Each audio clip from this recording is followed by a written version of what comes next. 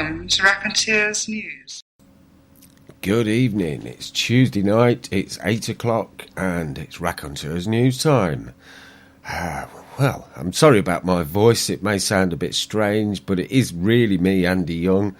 I'm just, a bit like the M25, a bit congested, but I am aware of the possibility that it may turn into man flu, so we've got paramedics and the air ambulance on standby just in case. You know what it's like.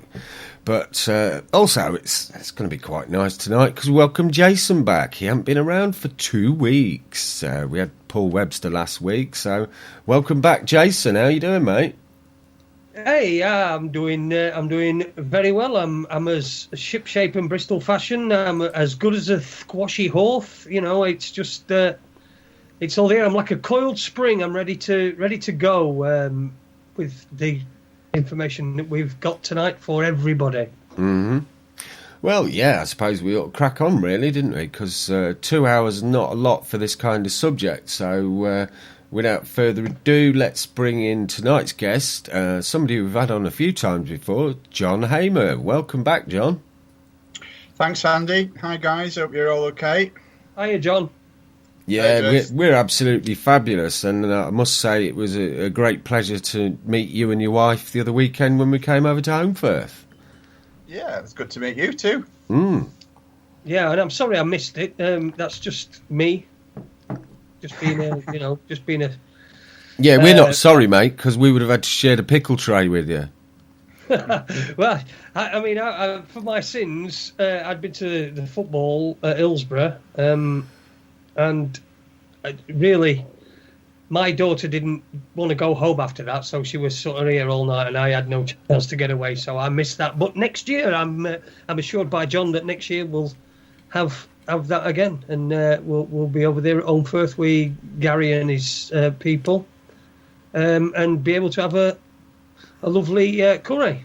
Yeah, it was an absolutely fabulous weekend, apart from Luby's couple of brief accidents, but I think she's over that now, and we're moving forward. So, John, tonight we're going to talk about the inevitable collapse of the banking industry and how we can perhaps protect ourselves from that. So, being the man who's just written the book Behind the Curtain about the hidden history of the banking industry, would you like to tell us your take on why that collapse is inevitable? We've obviously heard quite a lot from Paul, our financial insider, but it'd be nice to hear your take on it.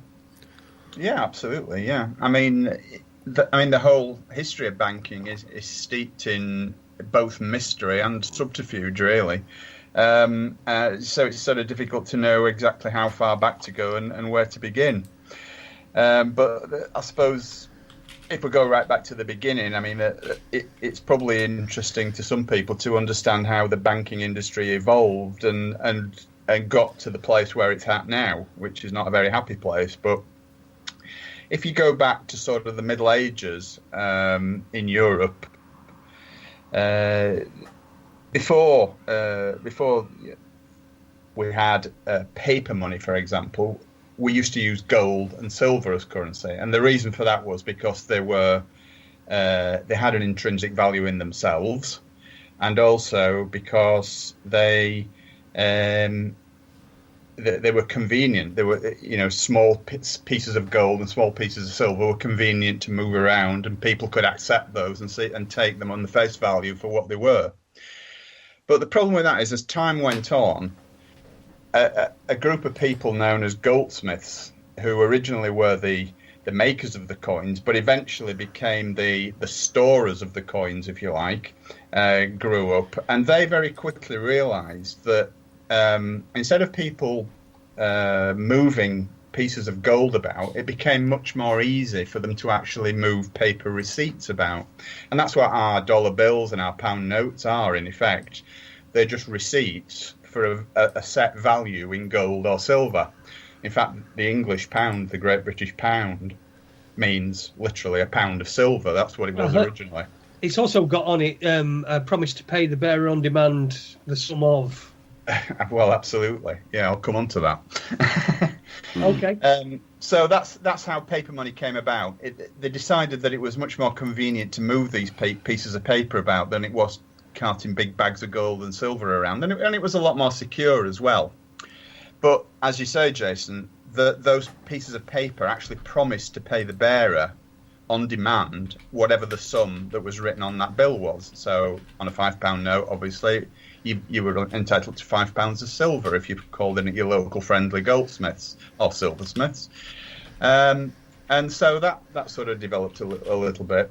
But what they very quickly realised, these people, and this is before they actually became bankers, but when they were still goldsmiths and silversmiths, they realised that they could actually lend out amounts of gold that they didn't actually possess.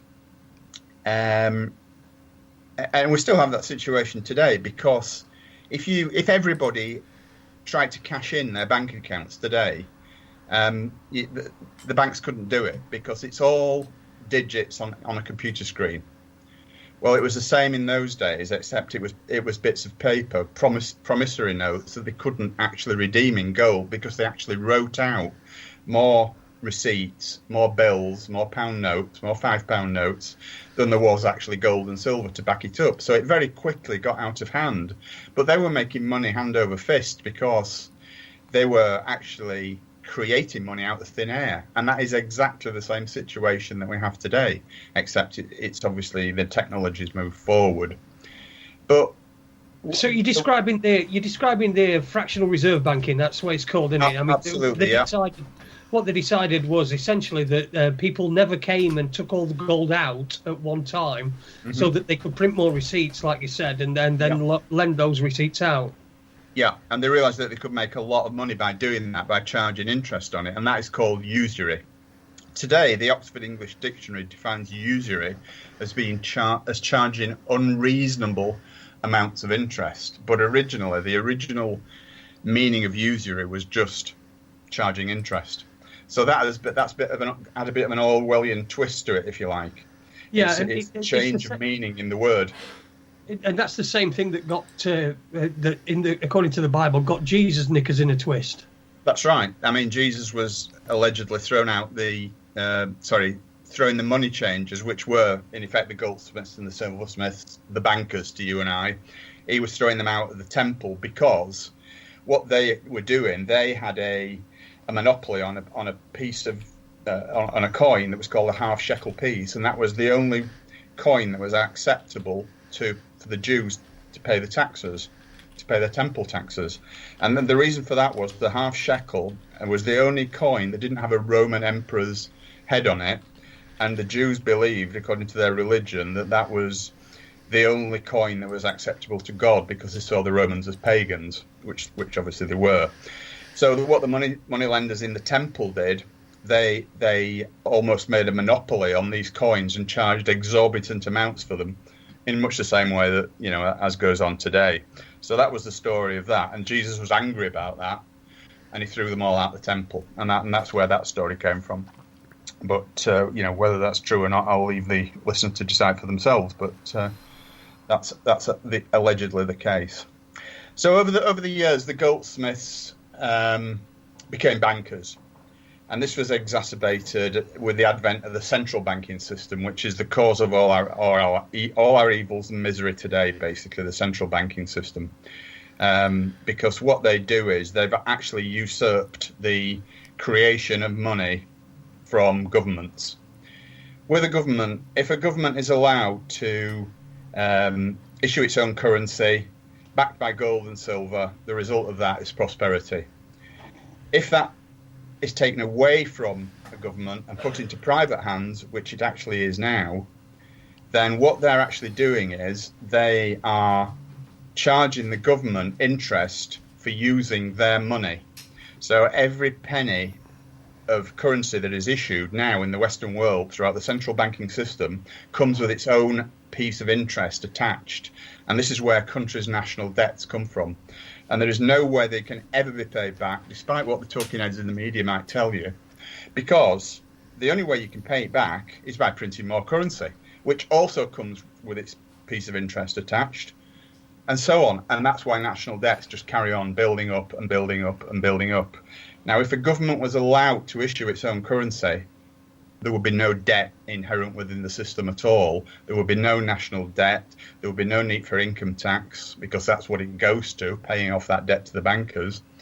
And there wouldn't be this elite group of people that are so wealthy that they can basically run the world and do whatever they want to do with it. In a very small nutshell, that's the history of it all. But well, John, there's quite a good example in recent history, because a lot of people, it's so far back in history, how do you really know what happened? But if you look at the example of Canada, Canada issued its own currency debt-free right up until the father of the present Prime Minister, Pierre Trudeau, was elected in, I believe it was 1974. Right. And straight away, all of a sudden brought in a Rothschild central bank for Canada, and now Canada's pretty much broke.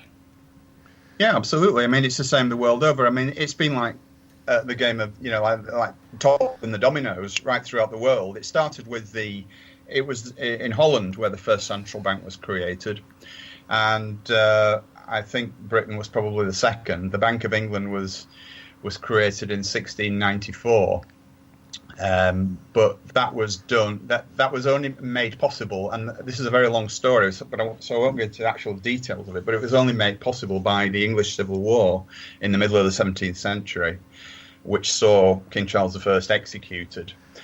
The reason that happened, it's not the way that we're told at all, and this goes back to another of my books, The Falsification of History, about how we're told that a certain event happened in a certain way when in actual fact the reality is totally different. But the English Civil War was really about Oliver Cromwell, who most people have heard of, who was actually paid massively by the Jews to get rid of Charles I, because then the Jews knew that Charles I would never ever allow them back into the country, because they'd been banished from England since the year 1190. Now, the Jews had taken over the Dutch monetary system. They created the Bank of Amsterdam, which was the Dutch national bank in effect, and Dutch central bank, should I say. And it was a group of Dutch Jews that conspired with Cromwell to overthrow Charles I, and then for Cromwell to take over the country in order to allow them back into the country, which is what he did. The very first thing that he did once Charles was out of the way and Cromwell became, in effect, the dictator, was to allow the Jews back into the country. And they spent quite a few years inveigling their way back into the upper echelons of society. But then after Cromwell left his post, he died, and very shortly after that, Charles's son came on the throne as Charles II. Charles II was succeeded by his younger brother, who was James II, and James II was overthrown by the Dutch, William of Orange, who was also in on the scam, and that's how the Central Bank of England, the Bank of England, came to be formed, because of this liaison between the Dutch Jews and the English side of it.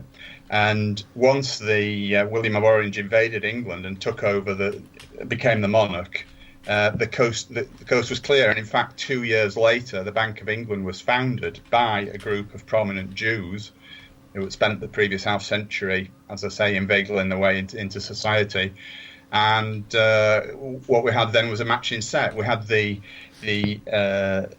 English central bank and the Dutch central bank, and it's just really snowballed from there until, as you say, Canada was probably one of the more recent ones to go.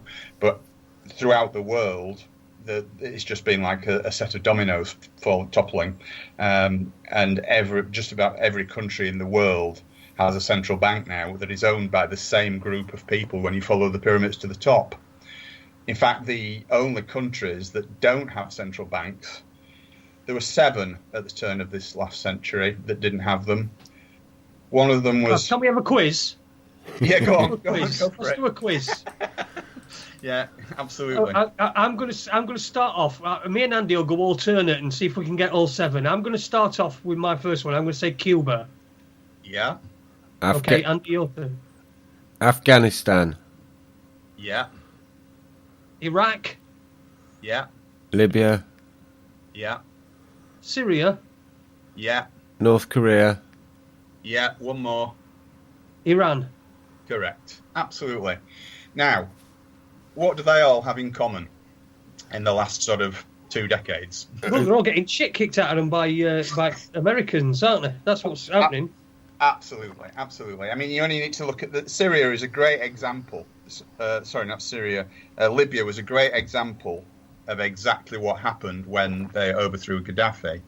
They were saying that they wanted to overthrow Gaddafi because he was a tyrant and a mass murderer, and the people hated him, and they were trying to get rid of him to free the people, and all this absolute crap, basically. The reason they wanted rid of Gaddafi was because he was actually trying to get rid of he did get rid of the US dollar, and he was also drafting a Pan-American currency, a Pan-African currency based on gold, which meant massive prosperity for the Libyan people. In fact, Libya was probably the most prosperous country in the world per capita. And the people loved him. And that's why they had to get rid of him, because he was muscling in on their territory and not allowing them to, create a central bank in Libya.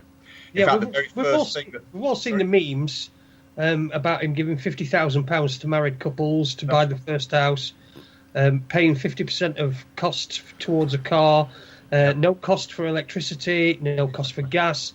I think gasoline was 14 cents a gallon. Yeah. All these things. I mean, obviously, you'd want to get rid of a government like that, wouldn't you? Well, yeah, because it's no good for profiteers, is it? I mean, they don't like things like that. What I'm saying is the people that we're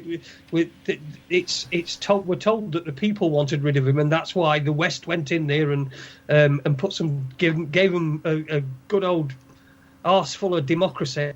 I'm sorry about my language. I'm going to curb it, but they went in and gave him some democracy, and it's whereas they were telling us that it was the people of Libya that wanted this to happen, whereas nothing could be further from the truth. Absolutely. I mean, and that's quite easy to prove that he was loved by his people. He used to travel all around the country all the time in open-top cars. He used to make speeches on balconies. No bodyguards around him. Anybody, if there was a group of people within the country that were trying to overthrow him, it would have been the easiest thing in the world to bump him off. Just have a sniper on a building, and that had been it. But that never happened. In fact, I mean, what can I say? It was just absolutely adored by his people because he gave them prosperity. He'd also been brought back into the international community, hadn't he? With Tony Blair went over to Libya for a visit and welcomed him sort of back into the what they probably call the Western Open Society, because after all the rubbish with Lockerbie and things like that, Libya was quite in the wilderness, wasn't it? It was quite. It was quite isolated. Lockerbie was just an attempt to demonise them even further, wasn't it? I mean, it's obvious that guy, al-Megrahi, was not guilty of anything. Abdul Basit Ali Muhammad al-Megrahi. I can remember that. That's the very fellow. I'm glad you can remember that. I could just remember his last name. But I've read all sorts of different stuff. You don't know the absolute truth, of course, but I believe that it was the CIA that did Lockerbie, and no Libya never came anywhere near it. But that was just, as I say, it was just part of it was the beginning of the great, probably not even the beginning, because they'd been bombed in '86 by Reagan anyway, hadn't they, Libya? But it was near the start of the massive campaign to get rid of him. So what we're saying is all these countries that have their own independent central bank or don't have a central bank, that they are always the people that we're going to try and liberate. That's what you're trying to make, isn't it? Absolutely, and they're painted as they call them the axis of evil, don't they? But we all know who the real axis of evil is, don't we? You know, US, UK, and Israel, basically. But there you go. Well, also the first act of the new government after Libya had been liberated, you know, they didn't start repairing the country or anything like that. The first act was the establishment of a central bank, wasn't it? Absolutely. It wasn't even the government, was it? It was the rebels that started the central bank, which is just, that concept just absolutely slays me, to be honest, because you can just imagine them all plotting and, you know, all these, these insurgents. Yes, the first thing we must do is set up a central bank. You know, we cannot survive without a central bank. Yeah. The whole thing's just a complete farce. Absolutely. Interesting enough, talking about the price of gas there, and it was 14 cents. Lee just posted something in the chat room. The last time he went to Egypt, people just paid 10p to fill up their tanks with petrol. Really? Yeah. Wow. And the hydroelectric dam kept their bills low for electricity as well. But obviously that's got friendly with the USA, so it's probably not the case anymore. That's right, yeah.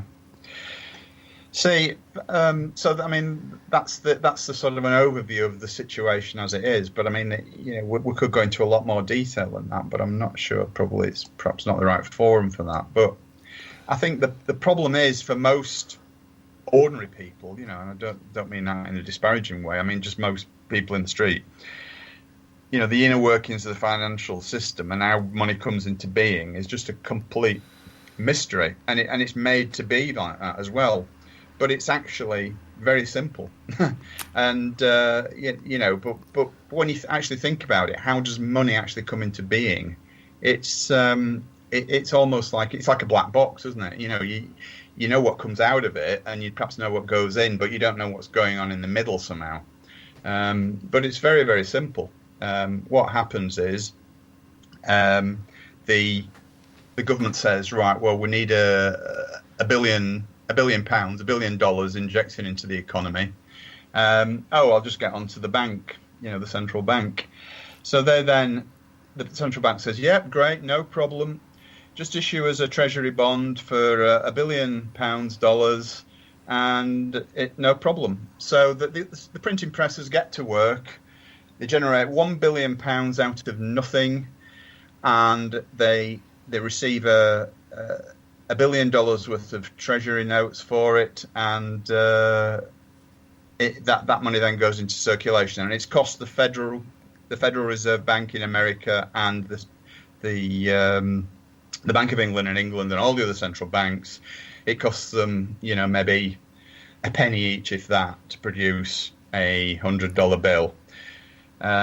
So then all the interest that is attached to that money is then due and payable immediately to the central bank. So you get this group of people who run it, and by the way, all the shareholders, the people who run it, is kept totally secret. It is never disclosed. There's speculation as to who they are, but I think we all know who the usual suspects are.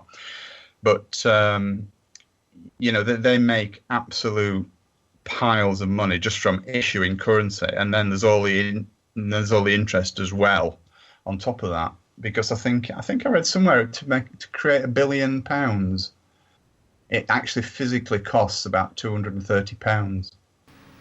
You know, there's nothing backing that £1 billion. It's just like you and I getting a piece of paper and writing on it £100 and passing it to somebody and saying, yeah, here's £100. Could I buy that?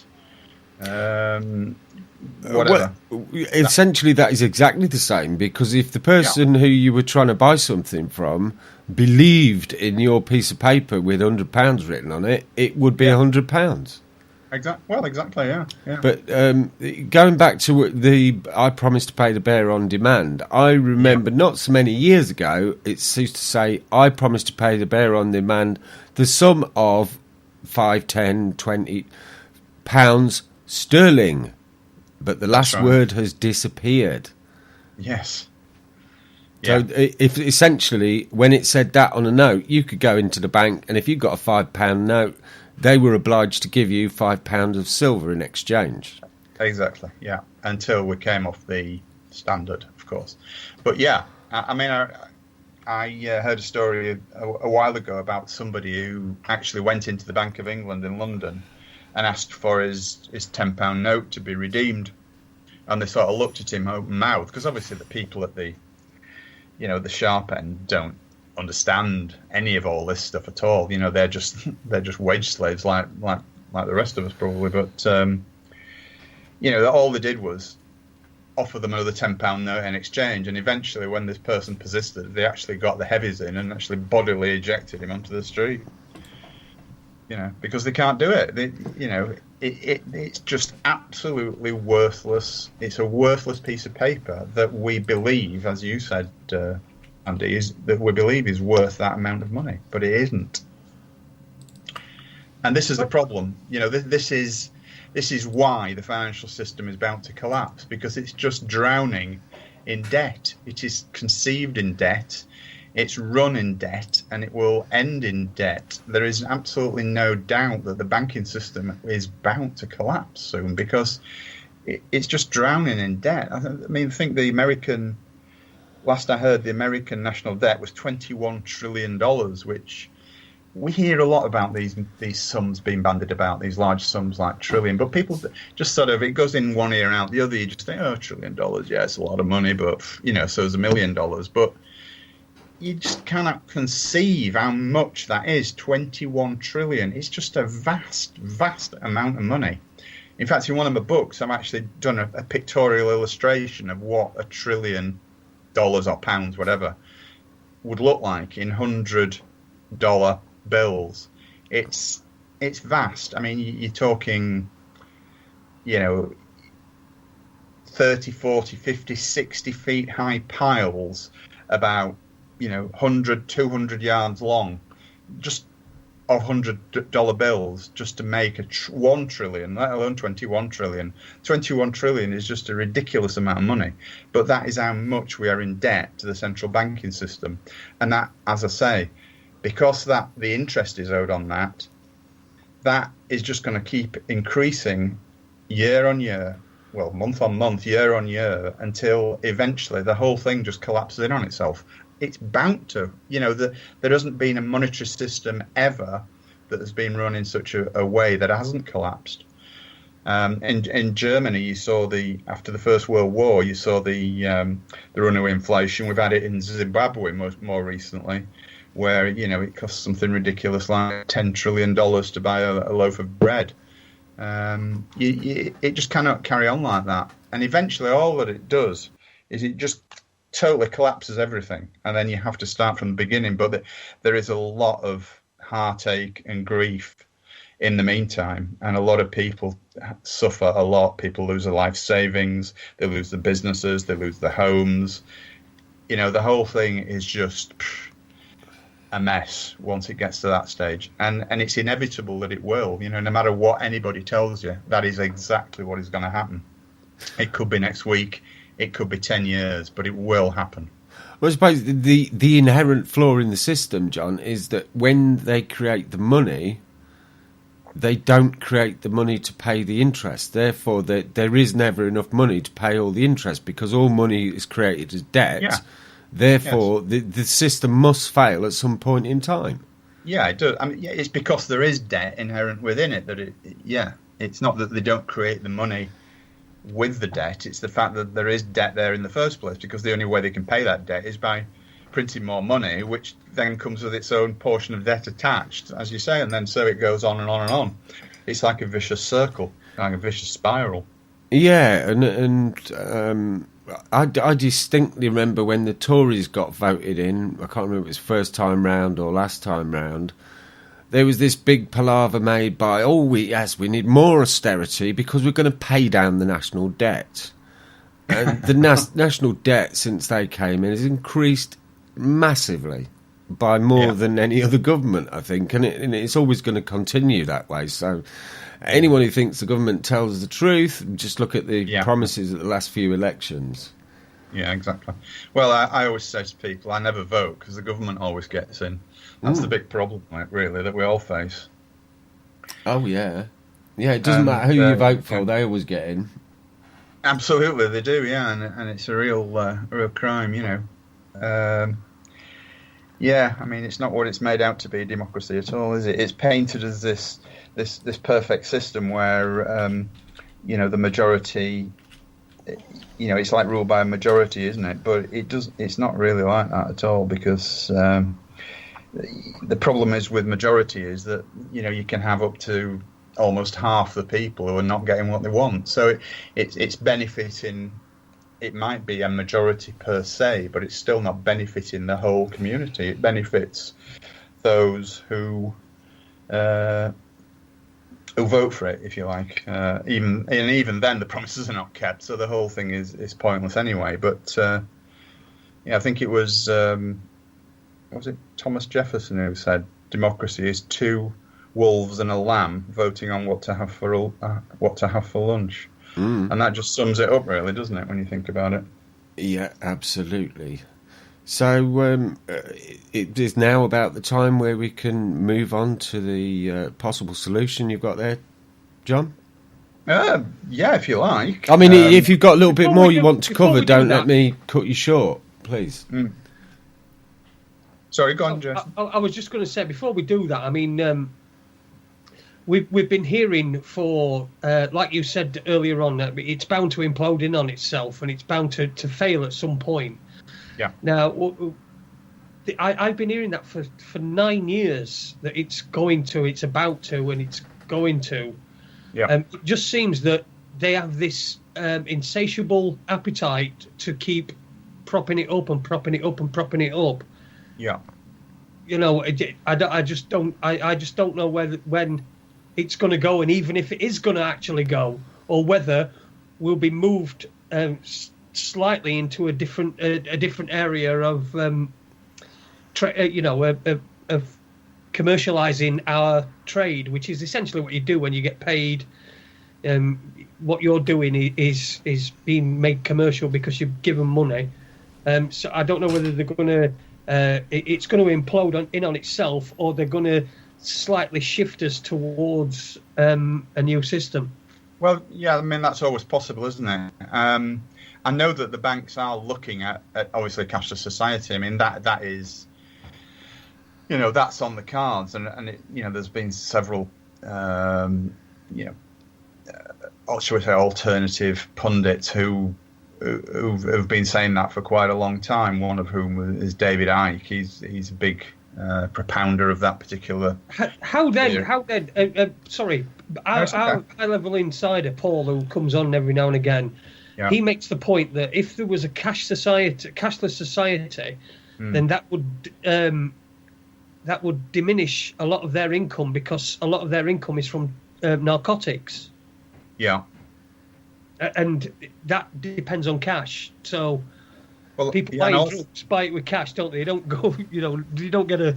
In fact, it was a story in the paper a couple of days ago. I saw it where somebody had got caught dealing drugs because he got like a machine that he could take a card with. Yeah, he got a chip and pin terminal in his car. I love it. Oh, it's great, that, isn't it? But the other big thing, Jason, of course, is that a cashless society, they wouldn't be able to make the money on the interest on currency, because that currency would not exist as such. It would just be digits on a computer screen, wouldn't it? Mm-hmm. So they wouldn't be able to do it in the same way. It would need a paradigm shift. I'm not saying it's impossible to do, but it would definitely need some sort of a big paradigm shift for that to happen. It's who knows at the end of the day. I mean, we're talking about a cashless society. People are saying it's inevitable, but what form that will take, your guess is as good as mine. But I know for one thing, they're not going to move to that easily, and they're not going to do it unless it benefits them. And at this point in time, I can't see how they're going to do it. I strongly suspect that before that paradigm shift can happen, there's got to be a massive crash, because otherwise they've got problems transitionally in making that transition from what we have now to a cashless society. I just can't see any other alternative than the whole system coming down. Well, and in any case, it might be taken out of the hands soon, because the whole thing is just a house of cards, isn't it? Yeah, we've got I saw a report today.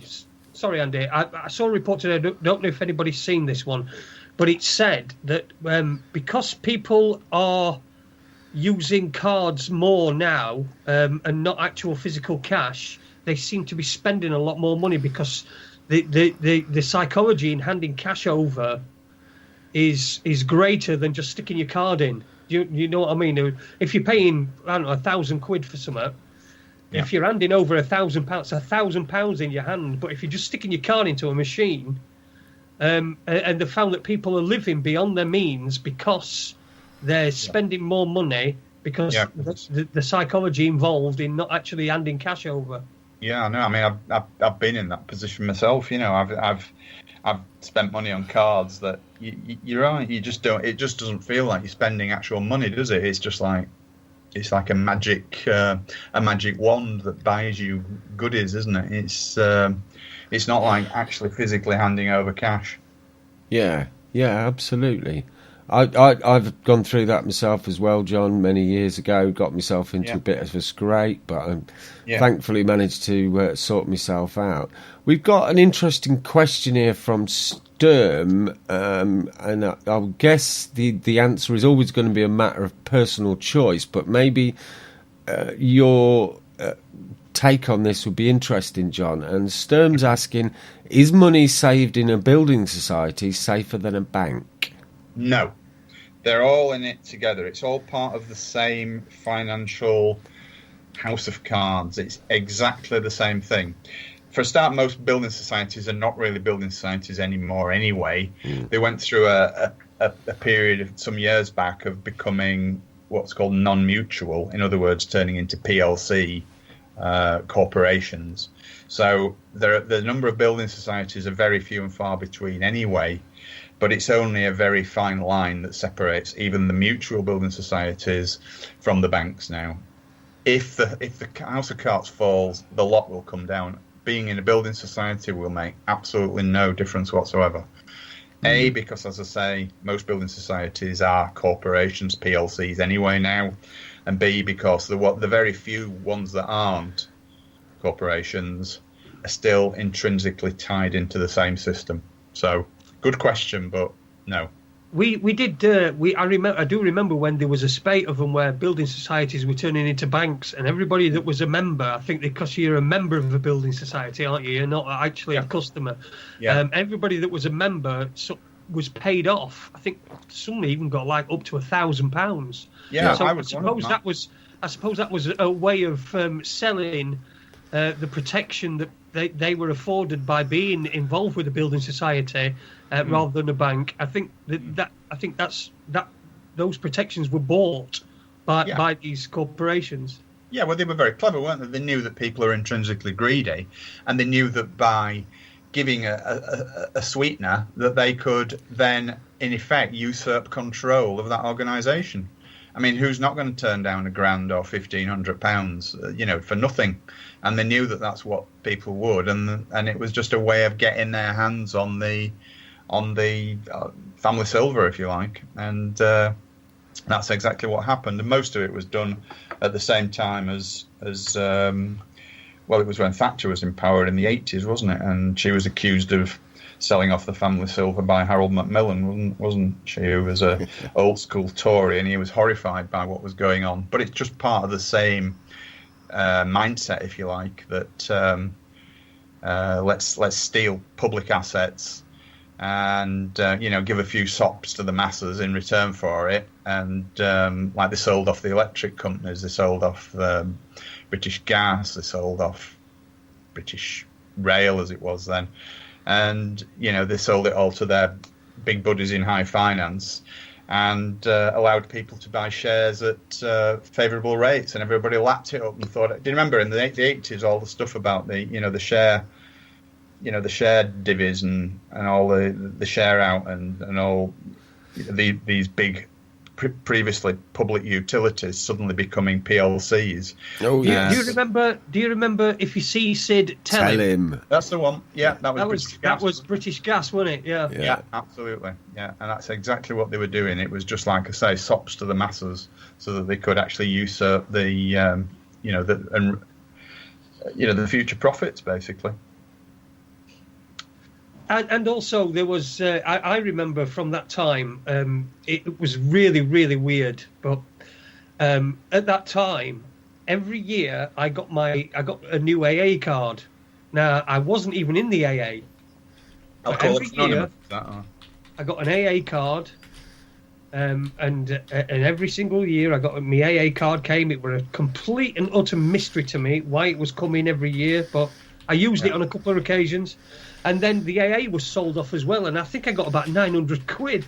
So I don't know, all that AA membership for all that time for no reason. No money was coming from anywhere that were paying for it. And then suddenly that was sold off, and I got 900 quid. I think sure it was 900 quid. Yeah. Sort of mid-90s from AA.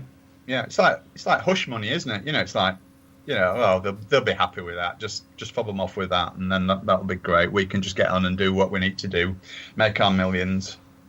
And of course, British Steel was sold off, and the NCB, as it was called then, after the miners' strike, because the miners' strike destroyed pretty much a lot of the mines. The mines were unmineable. Yeah. After the miners' strike, there were a lot of flooding and stuff like that, and so they sold that off for peanuts, and then that was asset stripped, and all the land sold. Yeah. Huge profits, and that's like public money going into private hands, and that's, I think, when it started, it was Thatcher that started all that, wasn't it? It was, yeah. Yeah, and it continued from there, really. I mean, that was sort of the beginning of the. We're sort of slightly getting off the point, but it obviously is related in a sense. But yeah, that was the start of the really the usurpation of everything, basically. Not just money. That was anything that had a anything to do with public ownership. It's gone now, and as Harold Macmillan said, I mean, I'm not a fan of him. I'm not a fan of any politician, but he was absolutely right what he said. She sold off the family silver, in effect. Mm. Yes, So, Macmillan, wasn't he the one who said, you've never had it so good? Yeah, it was, yeah, in the 50s, yeah. Yeah. Sorry, what was you going to say there, Jason? Sorry, I was just going to try and. I know we've moved off point, haven't we? We've gone towards sort of the Thatcher era, and we've gone into politics rather than finance, and but it is all interlinked and it is all relevant to each other. So it is good that we can go down those roads. Where are we at now? How long do you see this being able to last, John? And are there ways to protect yourself and your assets from any crash that might be coming? Absolutely. Well, yeah, I mean, to answer the first bit of the question, how long? Your guess is as good as mine. I don't know. I mean, we had a sort of a mini scare in 2008, didn't we? When it all nearly, but not quite, tipped over the edge, and they just pulled it back from the brink with, what was the phrase that they used? I've forgotten now. It was on the tip of my tongue. Anyway. There was a financial crash in 2008, but it didn't quite totter us over the edge, but it came very close, and they bailed all the banks out to the tune of trillions and trillions of pounds again, because of the too big to fail banks and all that nonsense. So it came pretty close. I mean, as far as I can see, it just cannot carry on. Whether it's next week, 2 years, 5 years, I just don't know, but. There has to come a point where, and I think next time will be the big one. I think next time this happens, the whole thing will blow, and there'll be a lot of distress, a lot of poverty, a lot of austerity is probably too mild a word for it. It'll come close to crashing the whole of society, I believe. Because you just cannot sustain it. It's like a dam that's ready to go any time, and they keep plugging away with it, propping it up, hoping it'll go away, pretending it's not happening, sticking their heads up the backsides, heads in the Do you know what, John? I would agree with you, except I think that this society is far greater than it believes it is.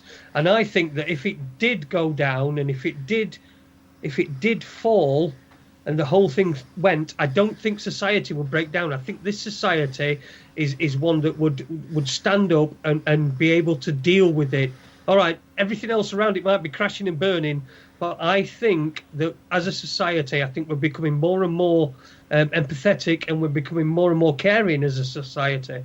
I really do, and I think that we'd be able to deal with that. But I do understand where you're coming from and what you're saying. Yeah, well, I hope you're right, mate. I mean, that's quite an encouraging thing to say and believe. And as I say, I hope you're right. But the way that I see is the way of the future. Let's assume that there's going to be a cashless society, because that it has to come. Quite, as I keep using the phrase, I don't know when, but it has to come. And what form that will take, I'm not sure. But something that I have done for myself, and I would encourage other people to do, is look at something called cryptocurrency. For those who've not come across the term before, cryptocurrency, they may have heard of the originator of it, called Bitcoin.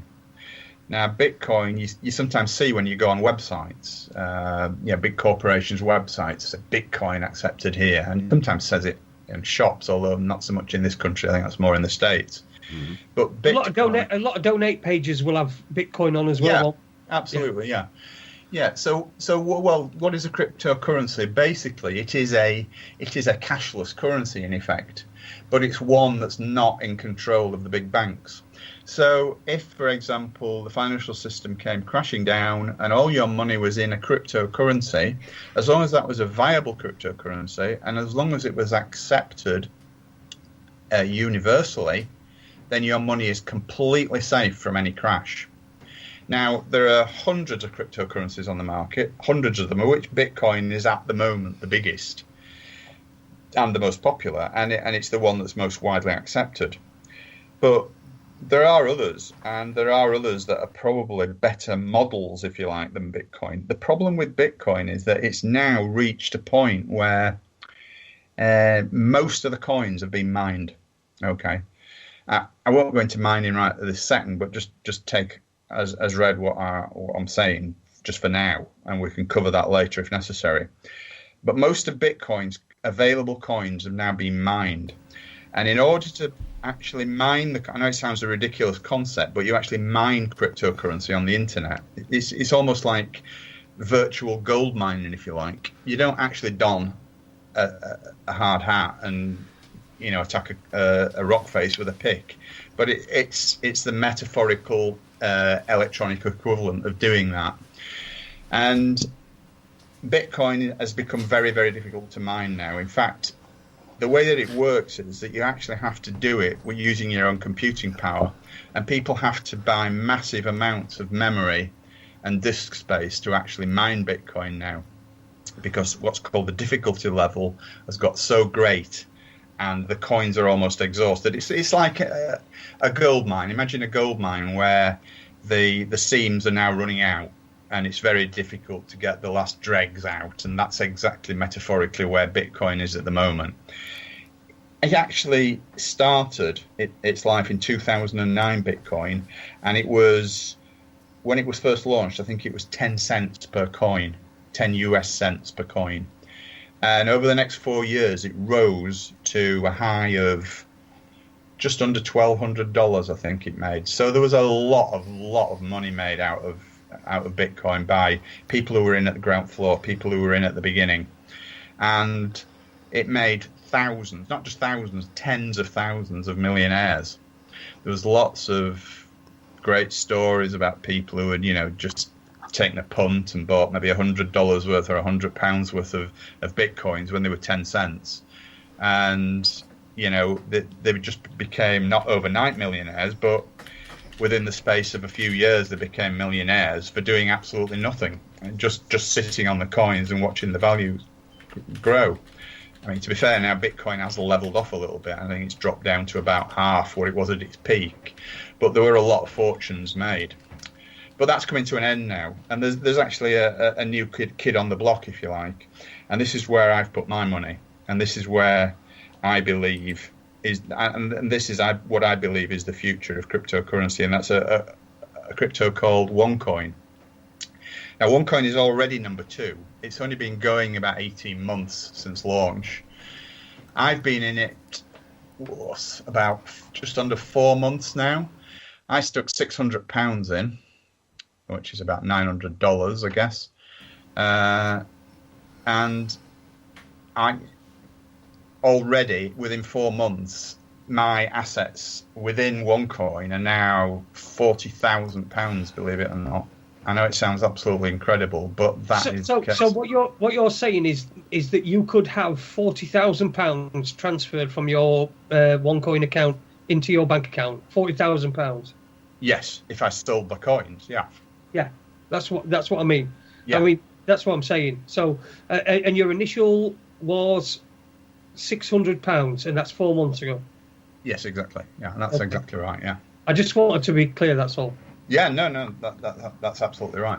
Now, the beauty of OneCoin is that it's not like Bitcoin because the amount of coins that are available to mine are at the moment virtually unlimited. When I say virtually unlimited, I'm talking about 120 billion coins available, which is just, it's a lot of. It represents a lot of money. It's almost because of the value of the coins at the moment. I think it's at about €6.95 each coin at the moment. They were €5.60 when I bought into it, so it's creeping up at the moment. But with 120 billion coins, if you multiply that by just under 7, then you're talking about a trillion euros worth of coins, and they're nowhere near all being mined yet. So as far as I can tell, it's a fantastic opportunity to get in on the ground floor. And there's a lot of people coming into it that actually missed out on the Bitcoin millionaire thing. So many people were kicking themselves over not buying Bitcoin because they saw all the press, and that's exactly what we're getting with OneCoin now. Oh, it's a scam. Oh, it'll never last. It'll all collapse, So a lot of people were put off by all that negative crap, basically, which a lot of it emanated from the central banks, and a lot of it emanated from bloggers, people who make money by using clickbait. And of course, if something is a roaring success and you're telling people that it's a scam, you're going to get click-throughs, and that's how these things work. And that's why this scam mythology has grown up, firstly around Bitcoin, and now the same thing is happening about OneCoin. But I can absolutely categorically assure anybody who's looking at OneCoin already that it is not a scam.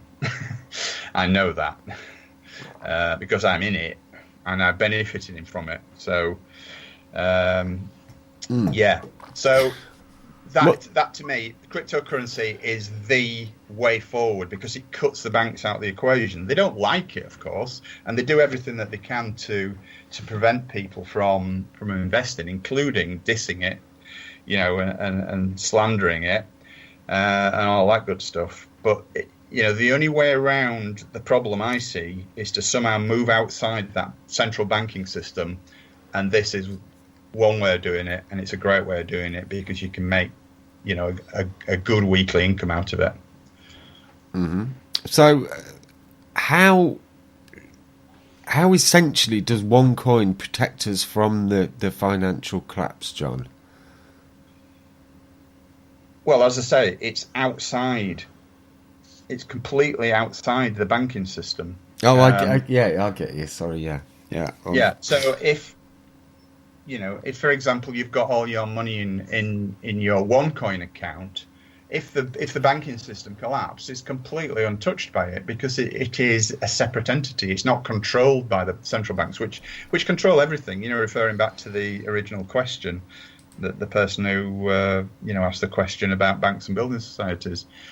Just about everything, insurance companies, banks, building societies, savings and loan, the whole shooting match is controlled by the same entities, and it's all within that little, shall we say, that tight little knot of finance. And if that goes down, the whole thing does. But things that are outside it, like OneCoin, like Bitcoin, like the other cryptocurrencies that are around, and there are a lot, but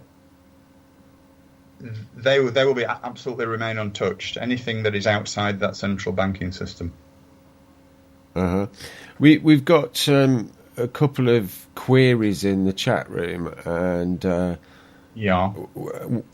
one of them is that virtual currencies are already done for after the FBI confiscated a load, and also the government will take it over. You are screwed. And how are they going to do that?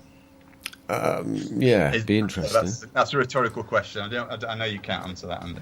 No. But that is just. I'm sorry, that's not a valid question. That will never happen. It's completely outside of the control of the government, outside of the control of the central banks. It just ain't going to happen. I mean, there is a school of thought that says that banks, central banks, other banks may try and compete. That is a possibility, but taking it over, no, it's not possible. So, yeah, well, one of the things that society has said in the chat room, it's not outside the banking system if the Rothschild can buy it, and if they can, they will. Well, yeah, I suppose it's a possibility in that case, yeah. But I mean, what can you do? It really depends on the owners of OneCoin, doesn't it?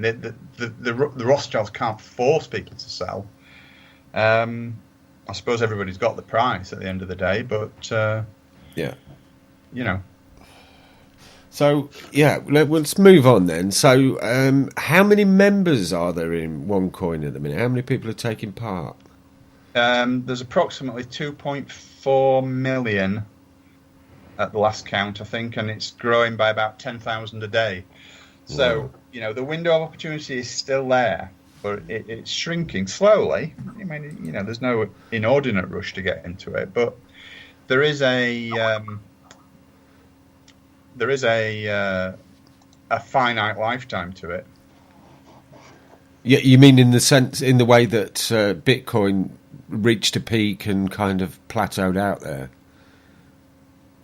Yeah, in the sense that obviously there will come a point when OneCoin plateaus. I mean, it's not going to be for a good while yet. You know, I'm talking years. You know, 2, 3, 4 years, 5 years, even possibly, probably longer than that, because the potential for the amount of currency to be in circulation is far greater than it ever was with Bitcoin. So, but you know, as I say, a lot of people are coming from Bitcoin, being disappointed by not being in at the beginning with Bitcoin, and so there's a lot of people joining on that basis alone. But yes, there will come a time, and again, it's not possible to define exactly when that will be, but there will come a time when that opportunity is not as great. For example, at the moment, OneCoin is not publicly traded, which again is a bit of bone of contention for some people. But that is expected to change in the next, they're talking about before the end of the year, beginning of next year, sort of timescales.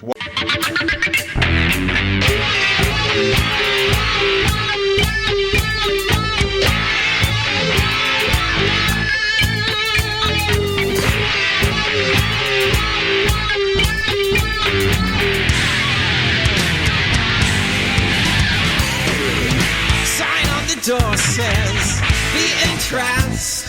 Signals in the forecourt, puts the devil in your tank. The symbols on the logos play the Rothschild dance. All the way to the central bank. With double meanings from our hidden roots. Politicians' plans like prostitutes in suits. So use your voice, we can break their spell. Send them back to hell. 'Cause we're bringing back the bribery. 'Cause we're bringing back the bribery. 'Cause we're bringing back the bribery.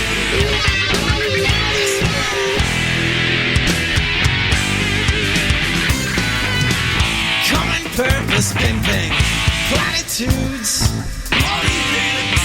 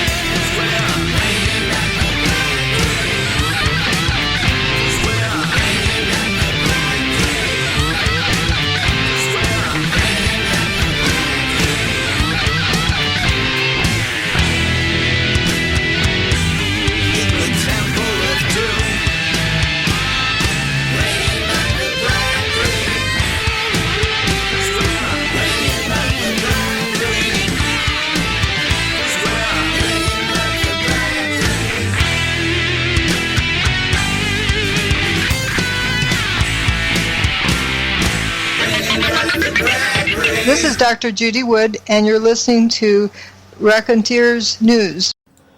And welcome back to Raconteurs News this Tuesday evening, this balmy Tuesday evening. It was freezing cold when we started, but it's got quite warm. I've had to take my hoodie off. Very strange. Welcome back, Jason. Welcome back, John. Hi. Evening. Okay, so we had a brief intro to cryptocurrency there. Take it away, John. Well, sorry, yeah, I would. I tell you what, John. I tell you what. Just give us your experience as a OneCoin. Just give us your experience. What did you do? How did you do? How did you start? How did you find it? Right. What was the process and how has it gone? Okay, no, that's probably a great place to start the second bit. Yeah, okay, right. Well, I absolutely knew nothing about it. I mean, I'd heard of Bitcoin, because most people have heard of it or sort of vaguely aware of it. But it was about April, about March time. A fellow author that I know in the States, who I speak to quite a bit on Skype, and we, exchange greetings from time to time. He just sent me a very short video, and it was about a guy who had missed out on the Bitcoin experience. He had he'd bought some Bitcoin when there were 10 cents, and he bought maybe $150 worth or something like that. I can't remember the exact figures, and it was just a very short YouTube clip, and it was saying like how much it was worth now, and how this guy had missed out but because he sold too early. He managed to get in, but he actually sold too early. So I watched this video. I sat through it. It was only about 3 minutes long, and I thought, what was all that about?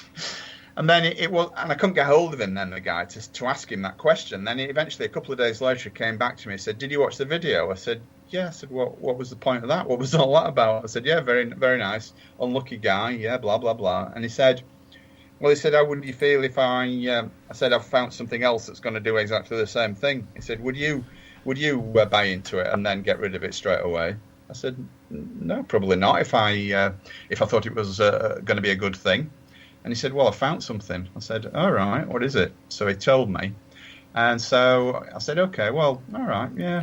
I wasn't very enthusiastic, and I said, "Yeah, fair enough. Okay, then, yeah, blah blah blah." And he said, "No," he said, "Seriously, I'll send you a few videos and watch them." He said, and let me know what you think. So anyway, he sent me some videos, and I just let them sat in my inbox for a bit, and I never watched them. And then he came back to me again a few days later. He said, "Did you watch those videos?" I said, "No." I said, "Sorry, I haven't had time." He said, "Well, make time." He said, "It's going to change your life, this." I said, "Don't be silly." He said, "Yes, it is. Just do it." He said, "I'll tell you why it's going to change your life, shall I?" I said, "Go on then." He said, "About 6 months ago," he said, "exactly the same thing happened to me. A guy that I know sent me these videos. He said, have a watch of these, see what you think, and let me know." So I said, "Yeah, okay then." So he bought into it. He's an American guy, so he bought in at a very sort of, not the lowest level, but the second lowest level, which is a few $100s. I can't remember how much he paid for it. And then he completely forgot about it. And it was just before that he actually contacted me that he had a call from his guy, the guy who'd sponsored him. And the guy said, "Have you looked at your OneCoin account lately?" And he said, No, I haven't. "No, why?" He said, "Well, just have a look at it. Just log into it now while I'm on the phone and have a look at it." And he logged into his OneCoin account and he got 10 grand sat in there. And he didn't even know. And when he told me this, my ears pricked up a little bit. I thought, oh, this sounds a bit more interesting. So anyway, even then, I wasn't absolutely convinced, because I'd been on the internet and I'd seen all this stuff about it being a scam and all the rest of it.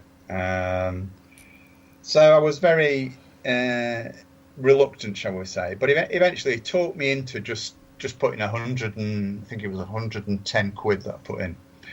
And I thought, well, it's worth a punt. If it's going to make me rich, yeah, great. If not, I've lost 110 quid. Don't want to lose 110 quid, but it's not the end of the world if I do. So I just stuck that in, and it sort of went from there, really. I sort of piddled about with it for a couple of weeks, and I began to see exactly, and I began to look into it a bit more. I watched a few videos, and I looked at different things, and it began to sort of gel in my head exactly how it worked and what it was doing for me, and how I could make quite a bit of money out of it.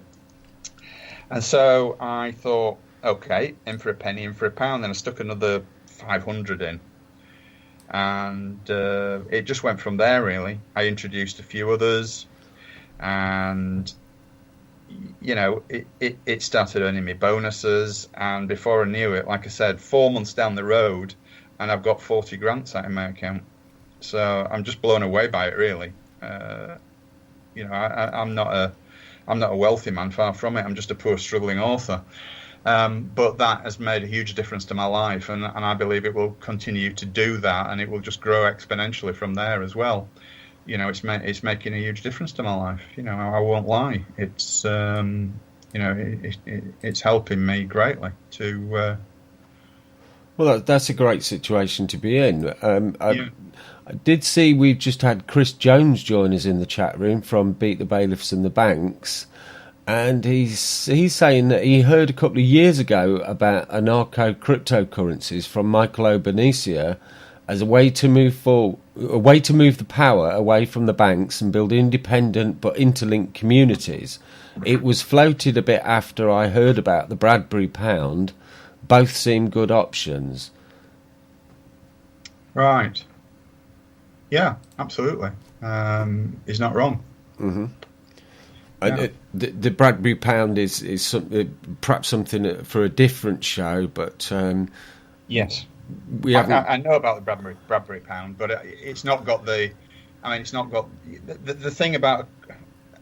I wish it all the best. Don't get me wrong. I'm sure it is a viable thing, and I'm sure it will go on in leaps and bounds. But at the moment, it's not got the widespread appeal that's something like an established cryptocurrency has, like OneCoin or Bitcoin. And as far as I can see, that the best opportunity for anybody who's wanting to make any sort of decent income from it and secure the future into the bargain, which is the biggie for me, I have to admit. The income is great, but the securing the future is most important, because I'm no spring chicken, as a lot of people know, and I'm getting to the point in my life where I need some security, and I just don't have it at the moment, and this has really sort of made me feel more confident about my own future and made me feel more secure. So I would look to something that is more established, and that something is more. I don't mean to say this in the wrong way, but it's not short term, but it's shorter term than, say, something like the Bradbury Pound, where it's still yet to become properly established and to become generally accepted. And I hope I'm not doing the guy who just Chris Jones a disservice by saying that. I don't mean it that way, but at this point in time of my life, I feel more comfortable going with something that's more established and accepted. Yeah, that's a fair comment. Yeah, of course. Yeah. So down to the nitty gritty of it, how does one actually make a profit from OneCoin? Right. Well, there's actually three ways of making profits from it. The first one is as the value of the coins go up, obviously the value of your initial investment goes up. As I say, when I first joined in May, the end of May, I think it was 5.6 euros per coin, and now it's gone up to 6.95. And I expect that with the events of the next couple of weeks coming along, and I'll go into that in more detail if you remind me later, Andy, what's happening in the next couple of weeks, which is extremely important. Mm-hmm. But I suspect that the value will go up considerably during the month of October. And by considerably, I mean maybe a couple of €3. I'm not saying it's going to burst through the €100 ceiling or anything like that. That's probably going to happen later. But certainly the value of the coins is one way. And obviously that's even more significant the more money that you actually put in. I mean, I wasn't able to put thousands in. I just didn't have the money to do that, even if I'd wanted to. And but people who have put, just give you a sort of an example. One guy that I spoke to about it at the end of August, I think it was, he put £7,500 in, which is a lot of money, and it's not, most people don't have £7,500 lying about. Mm-hmm. But by the 1st of October, which is about 6 weeks after he invested, that £7,500 is going to be worth pushing on towards 80 grand. That's not an if or a maybe, that's a definite. It's guaranteed, it's already in the process of happening, and that will happen. So what I'm saying there is the value of the coins is important, but it's also more significant, the more money that you can put into it. When you're coming in at a very low level, obviously you're making money, but relatively speaking, it's not as great as you do if you put more money in, which may sound obvious. The greater the risk, the greater reward. Well, yeah, that's true, but I wouldn't use the word risk. I don't think there is a risk personally. The chances of this actually losing value are zero. In my humble view. So that's one way, the value of the coins. Right. The second way, which I think is probably more important in terms of what it can bring you financially, but perhaps to some people is off-putting, and that's it. That is that there is an element of network marketing involved as well. Some people call it a pyramid scheme, but when you think about it, what is a pyramid scheme? Everything is a pyramid scheme. Big corporations are pyramid schemes. Corner shops are pyramid schemes. You have people sat at the top, and the employees underneath, and it forms a pyramid. So I think what people really mean when they say a pyramid scheme is a Ponzi scheme. And what a Ponzi scheme is something that's fraudulent, where people at the top of the pyramid bring in lots of money underneath, and that feeds the people at the top who make massive amounts of money. But eventually, because when money stops coming in at the bottom, the whole thing collapses. That's a Ponzi scheme. And I think that's what people mean when they say, oh, it's a pyramid scheme, in a sort of a derogatory way. But everything's a pyramid, as I say. Companies are pyramids. Football clubs are pyramids. Everything has a hierarchy. And so I think that's a little bit unfair. Well, and also, John, the entire surface of the Earth is pretty much covered in pyramids. Wherever you go in the world, there's pyramids. And they all seem to have been standing for several thousand years, and there aren't really many stone structures that have stood for that length of time, so it appears to also be the most stable structure that man can build on this planet. Absolutely. Well said, sir. Yeah. So anyway, there is an element of network marketing. It's not compulsory. It's not like schemes where, those things are intrinsically important and the thing wouldn't work without it.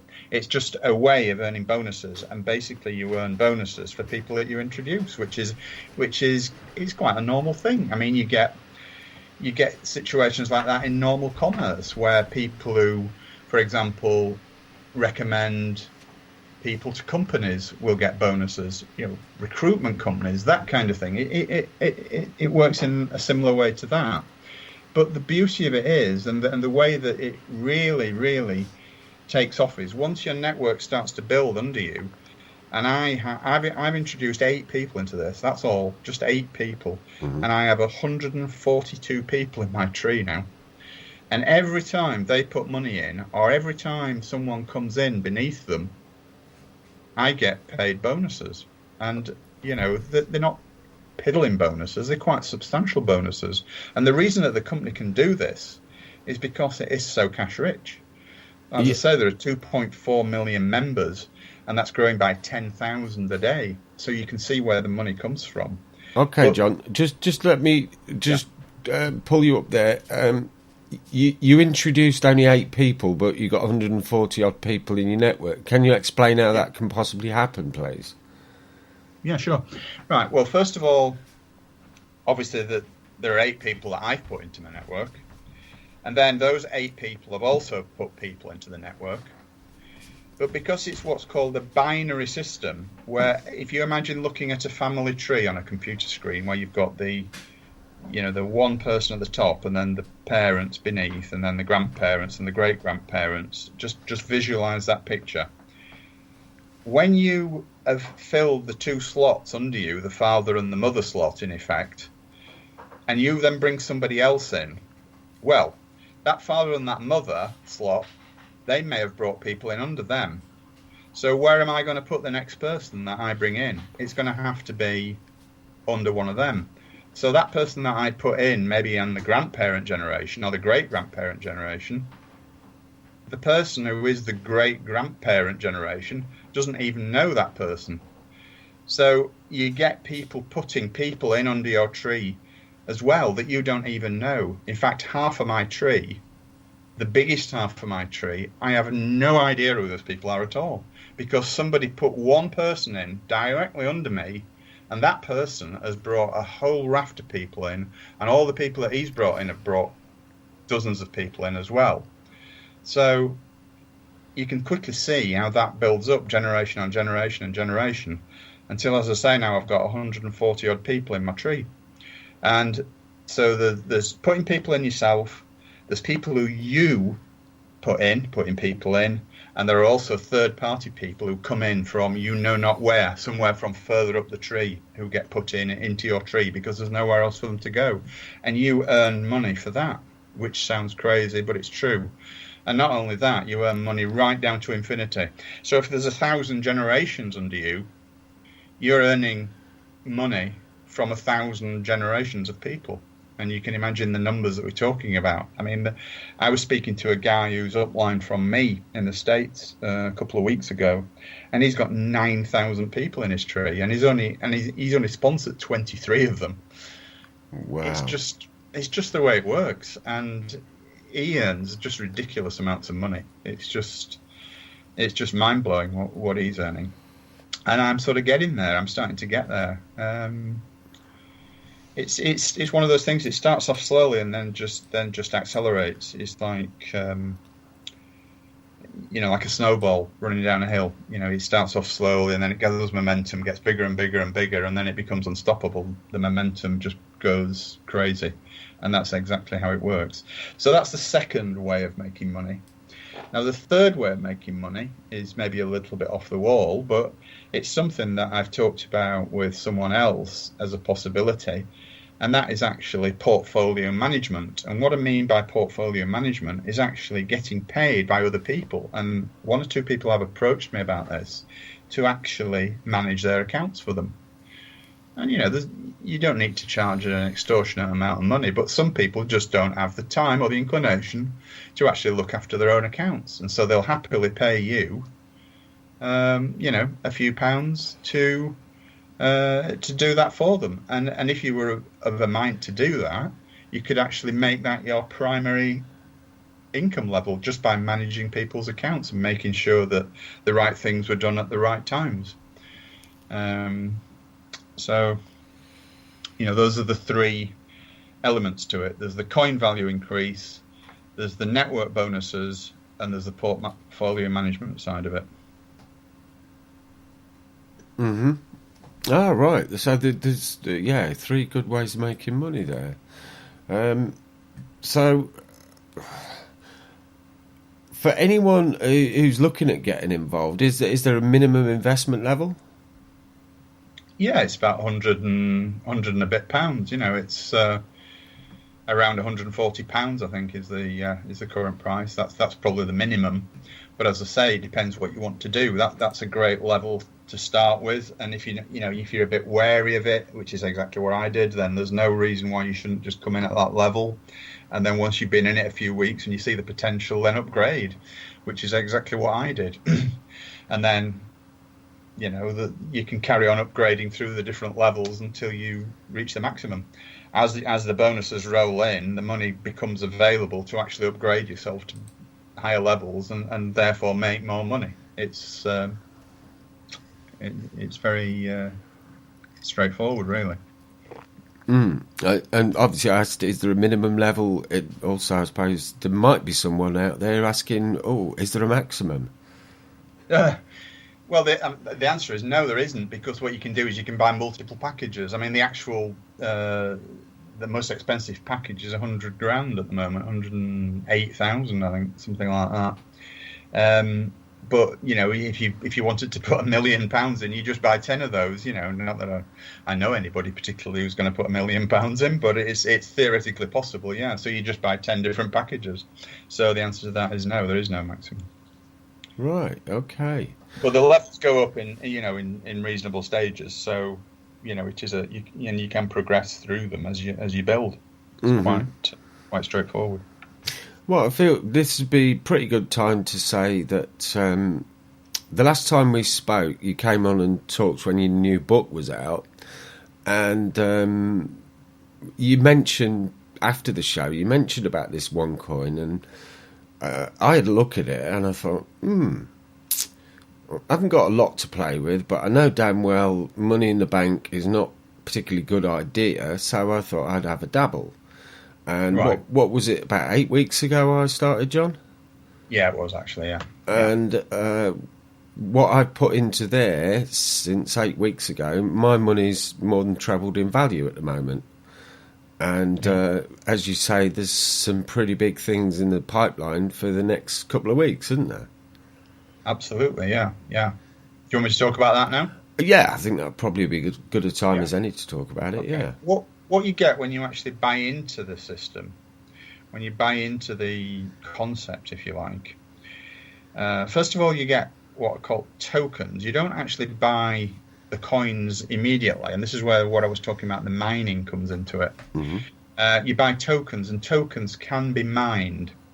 But as well as tokens, the tokens get mined into coins, but as well as the tokens, you also get, depending on the package you come in with, you get what are known as account splits.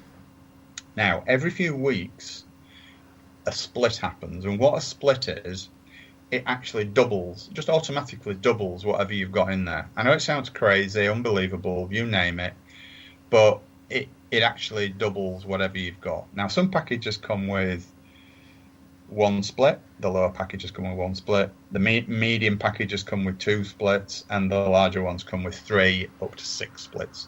So you can imagine if you buy a package with 6 splits, for example, then that is in effect 2 to the power of 6 straight away. It doesn't happen overnight. The splits happen every few weeks as money comes in. The faster the money's coming into the company, the more they're able to actually share that with the individual investors. And that's why they split, because the money coming in actually generates the ability to make that doubling, if you like. So what's going to happen in the next 2 weeks is, well, firstly, there's going to be what's called a token split. So anybody who's still got tokens in their account that are not being mined, they will double immediately. So I think, are you in that position, Andy? Have you still got tokens to double? Yes, you are, aren't you? Yes, that's right, yeah. Yeah. So Andy's tokens and everybody else who's still got tokens sat there unmined, all those tokens will double. So all Andy's investment, if you like, will immediately be doubled. And that's going to happen in the next, I would say 7 days, 7 to 10 days maximum. No, it won't be 10 days. It'll be within the next 7 days. Right. And then there is a very special event happening on October the 1st. And what that is, there's going to be a coin split. Not just a coin split, but also any tokens in mining are also going to split again. So in 7 days, once that token split happens, Andy will put all his tokens into mining in readiness for the October the 1st split, which will then double all the tokens he has put into mining.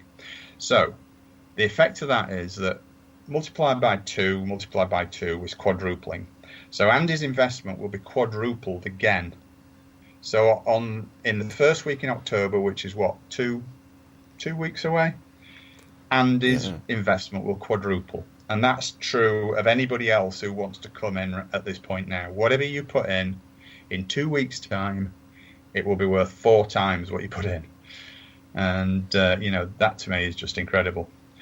So I'm looking forward to that. I mean, it's going to make a big difference to me as well. And, as I say, anyone else who does come in at this point, will also benefit from the same thing. Yeah, I just realised that's quite an astounding prospect. I know the quadruple thing is something pretty amazing, but that would mean, effectively, if I've been in about 8 weeks now, by the time we get to 10 weeks, my initial investment has increased by a factor of 12. Yeah, absolutely. Which kind of relates a little bit to your experience. And yeah, I haven't introduced that many people, but it seems to be working just as you described. Yeah, absolutely. Yeah, I think the thing is, Andy, you're about 8-10 weeks behind me. That's all. Right. Probably the time you get to, when you've been in as long as I have, then there's no reason why you shouldn't be in the same position that I'm in now.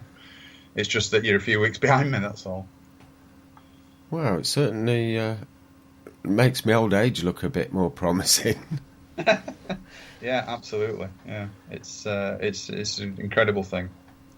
To actually experience security for the first time in your life is a wonderful thing, really.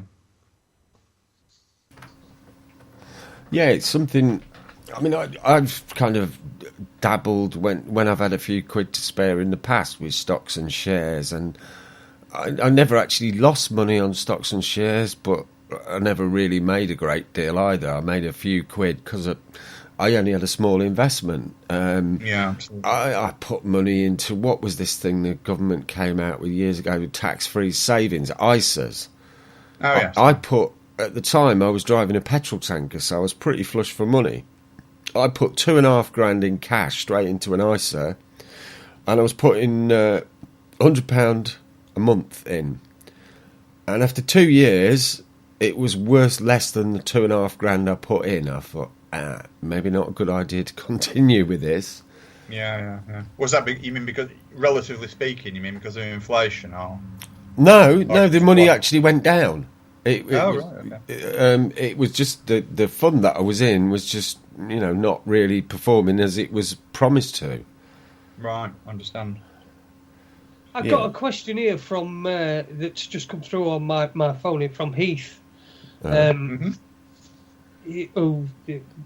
knows who Heath is anyway. I'll not go into it. But anyway, he said, I read a few weeks ago about a load of Bitcoins getting stolen. Any thoughts on security?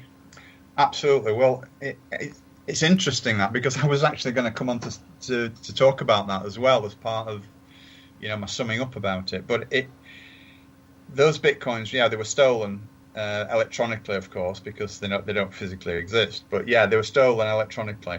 Well, as soon as that happened, OneCoin actually put out a challenge to anyone who could break into OneCoin and hack it, and they offered €100,000 reward to anybody who could hack into a OneCoin.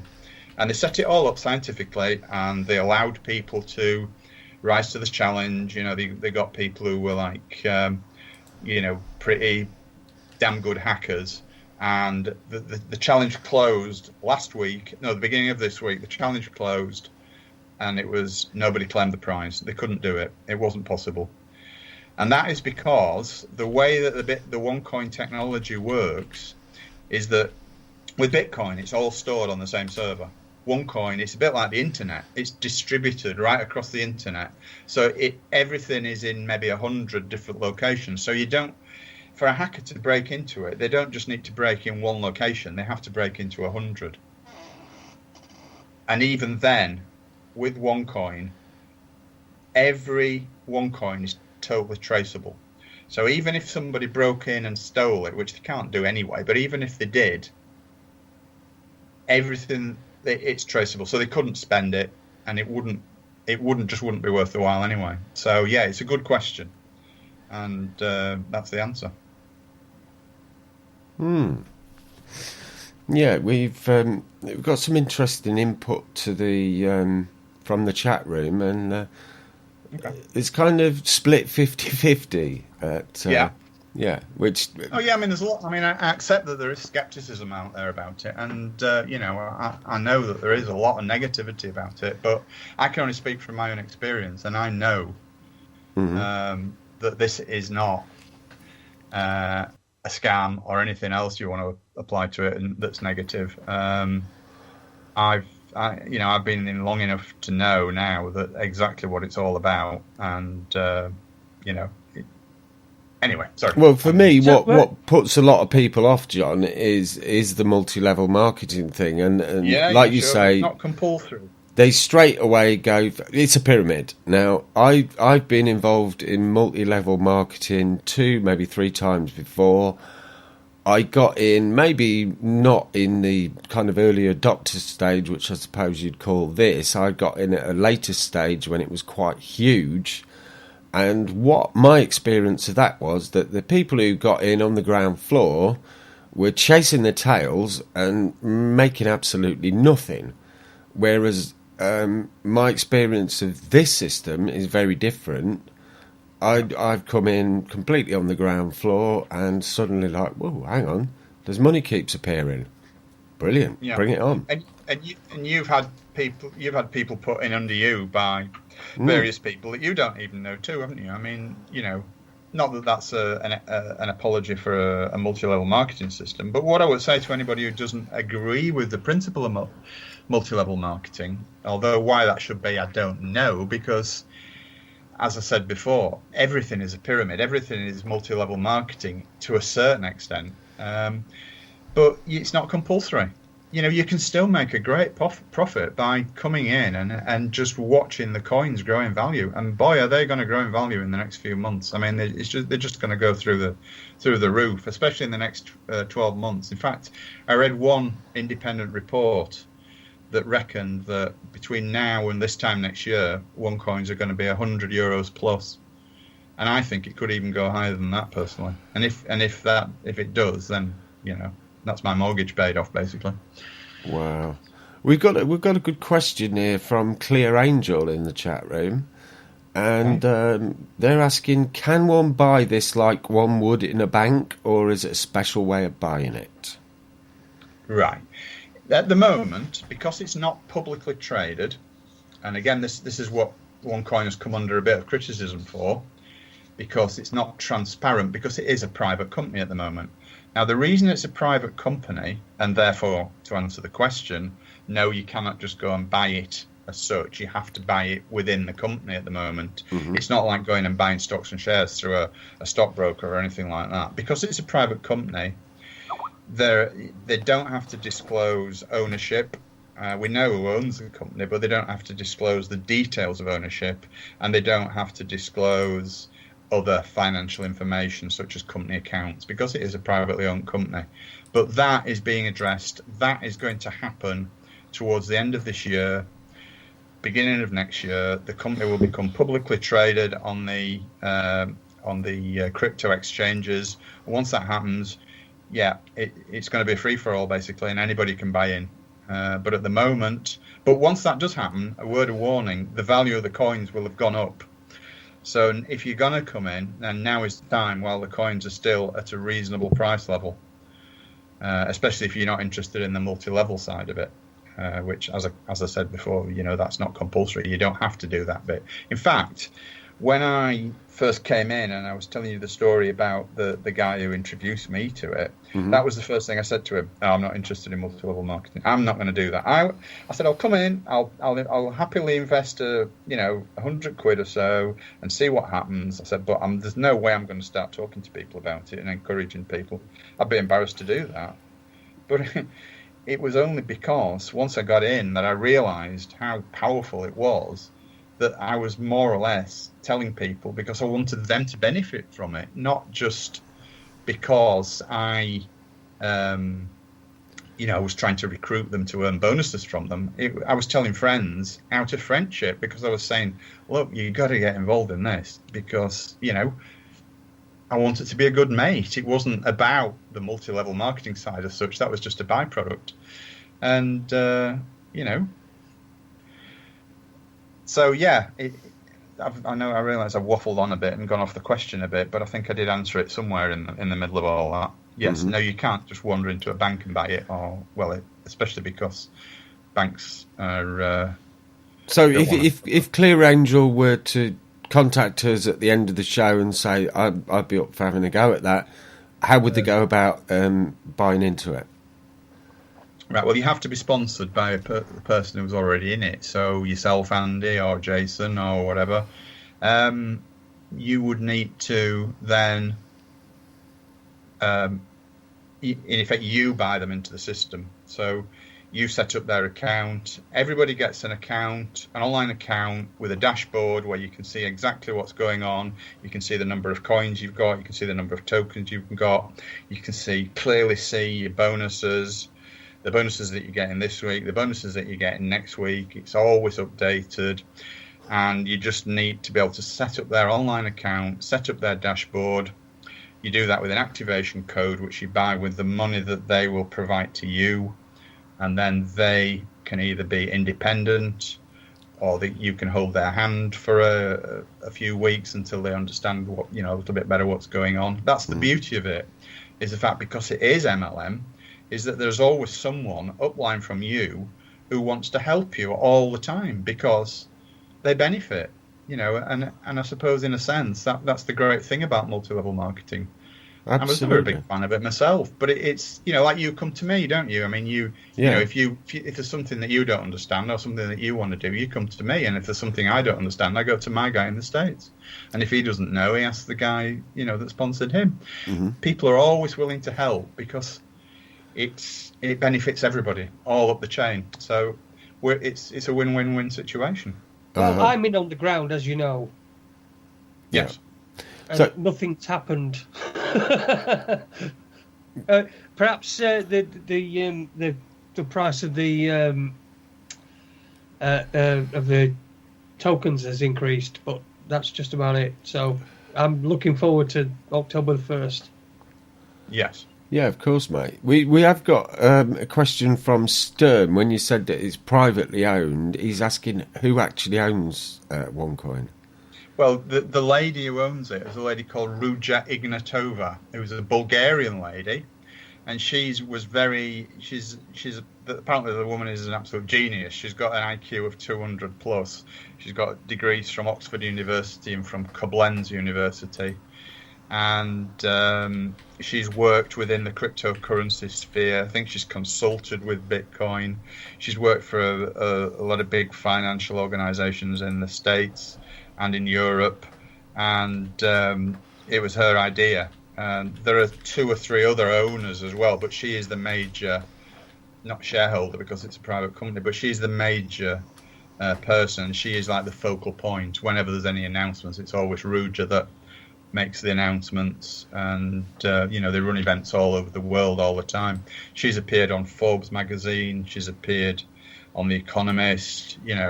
These people, Forbes magazine, The Economist, they do due diligence on people, and I'll tell you now, if this was a scam, there's no way she would have done that. There's no way she would have got anywhere near Forbes or The Economist or all the other publications, financial publications that she partakes in. So that's another real nail in the coffin of the people who accuse it of being a scam. There's no way that could happen. It's just not possible. Okay, so we've got 1, 2, 3 people asking the same question now, and they want to know, if you want to sell, how do you sell and who do you sell it to? Right. At the moment, as I keep saying, it's a private company, but you can still sell the coins within the company. Mm-hmm. Okay, you can sell. It's like when you get your dashboard, when you get your personalized website, if you like, which is what you get free of charge when you buy in. Within that, there's a place that you can go to, and it looks like a mini stock exchange with all the lines and the arrows, and the coin value is fluctuating all the time. And within that, there is a place where you go and you can actually put your coins on the market, and people within the system do buy it. You can't buy it, you can't sell them outside of that at the moment, but that will all change by the end of this year, early next year, as soon as it goes public. But as I say, once that happens, the value of the coins will increase correspondingly. But yes, it's a good question. It's, you can withdraw cash from your cash account, from your bonuses, which I've done on several occasions. You can sell the coins, and you can get the money from that goes into your cash account, and then you just download it into your bank account, just like any bank transfer. Okay, thanks for that, John. We've got a beautiful analogy by PDAR1985 in the chat room, and they appear to have some understanding of OneCoin, because they're saying trying to recommend OneCoin is kind of like being an average Joe back in the early 90s telling the people there's something coming called the internet.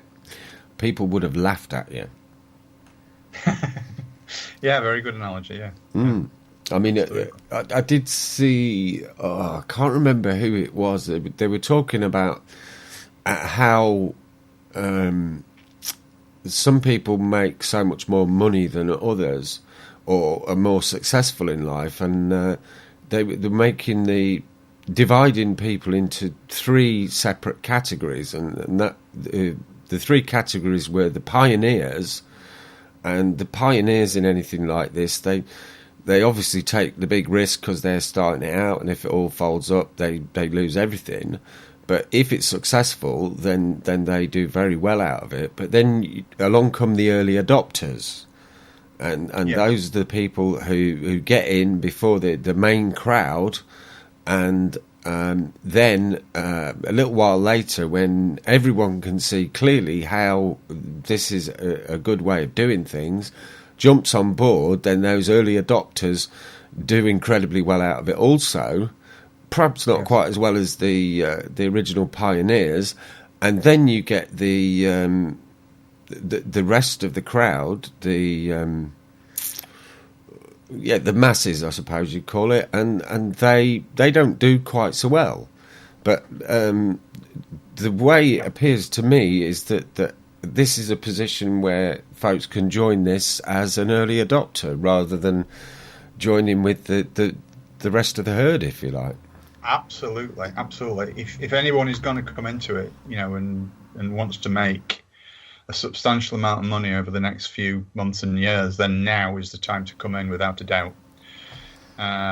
It's like a ripe fruit ready to drop off the tree, and if we pluck it now, it's going to save it being squelched on the floor. Crap analogy, I know, but it is ready. It's ready for use right now, and we'll get the most out of it by as you say, adopting it early, without a doubt. Okay, yeah, that's great. I mean, we've got one from Tone B here, and he's asking, what happens if and when the banking system goes down, it knocks out the internet, then what? Well, the banking system and the internet are not intrinsically connected. The internet cannot go down as such, because the internet is not just a single entity.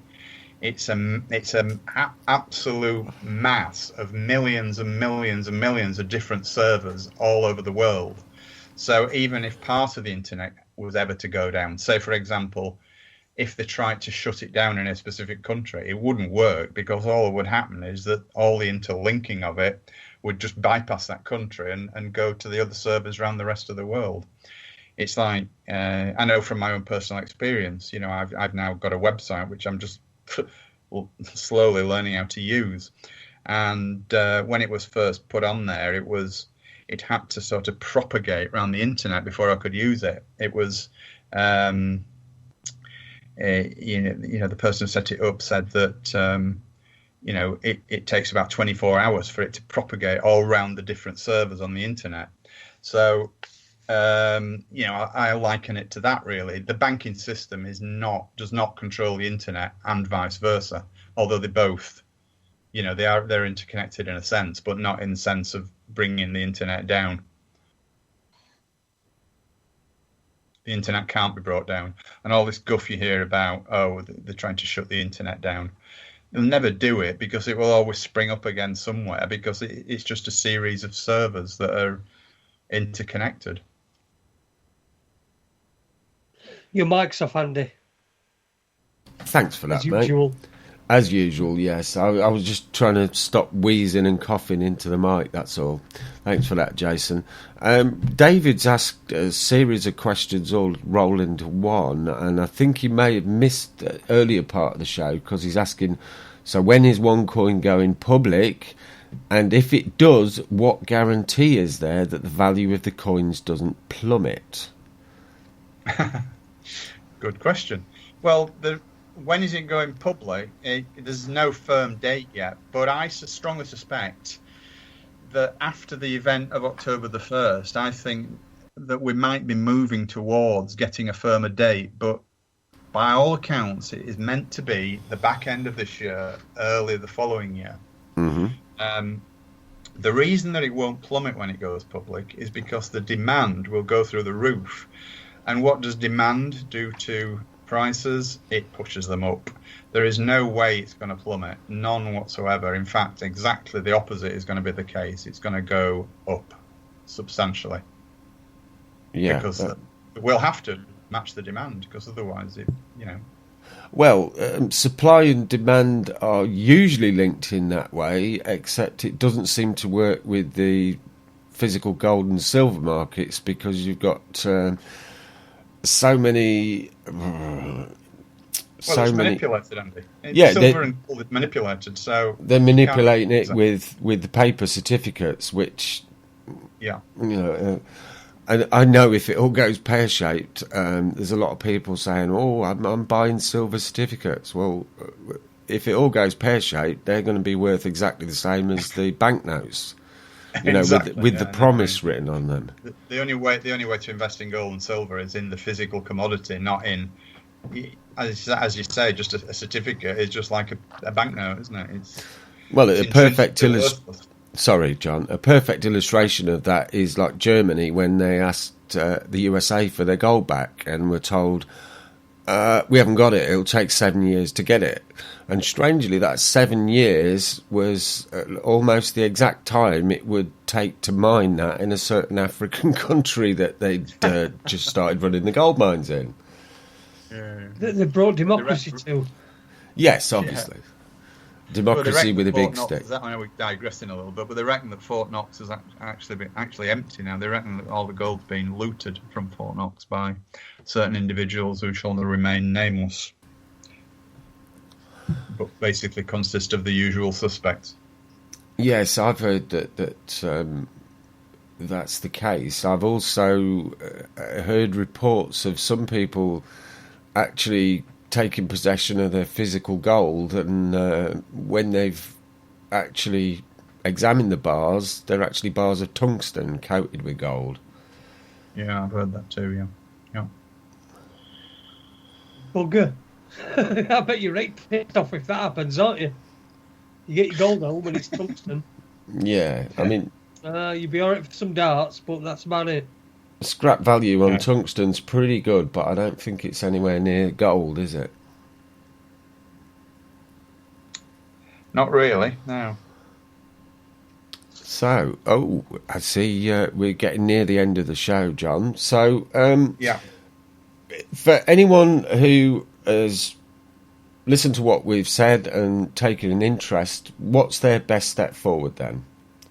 Well, to contact you or Jason or me if they want.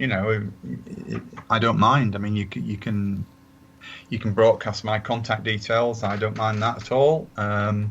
Or if they trust you more than me, because probably most people don't know me from Adam. Okay. Then by all means get in touch with you, and Yeah, well, I'm quite happy to give my email out. If anyone wants to contact me about it, you can contact me at andy@raconteursnews.com.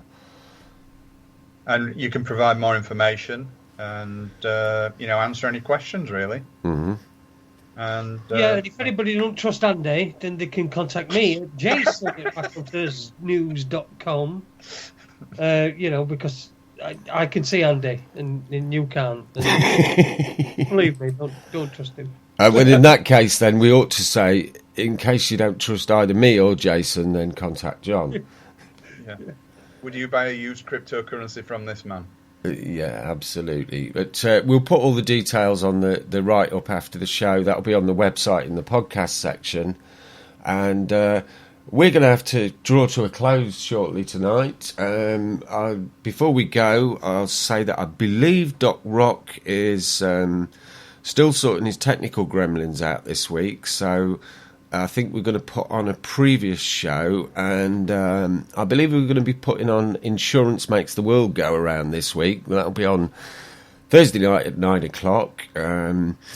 Every weekday evening, we've got Chuck O'Celli on from 5 till 7 p.m. That's the show that played at 1 till 3 in the morning our time, so a lot of our listeners don't get to hear it, so we restream it for Chuck, and really great to hear that Chuck's back online now after a small glitch where he suddenly disappeared there. Then over the weekend we have we've got Mark Windows on the World every Sunday at 8 p.m. There's some interesting content there. And then every Monday night we've got good old Unique Lee and the Dark Side of the Room. That's from 8 p.m. till 11 every Monday evening. And then we'll be back next Tuesday. And Jason, you've had 2 weeks where you've not done a show. You'll not be doing one next week either, because we've got Gordon Bowden and Pandora's Box coming back for an update. So we'll be recording that on Saturday because of their work commitments. So if you're around Saturday afternoon, we'll do that together. If not, have another week off, mate. But I'd just like to say thanks very much for coming on and explaining this to us all, John. Thank you, Jason. My pleasure. Thank you. And we look forward to speaking to you again soon. Thanks to everyone at home for listening, and I hope you've managed to gain something from this, and we look forward to having you along for the next show next week. So until then, I'd like to play a song from... Oh yeah, here we go. We've got one to play out with, and this is for everyone who's helped us out but is not really getting the recognition, and to all the listeners who we don't actually hear from and interact with. We think you're all great. Here's a song for you.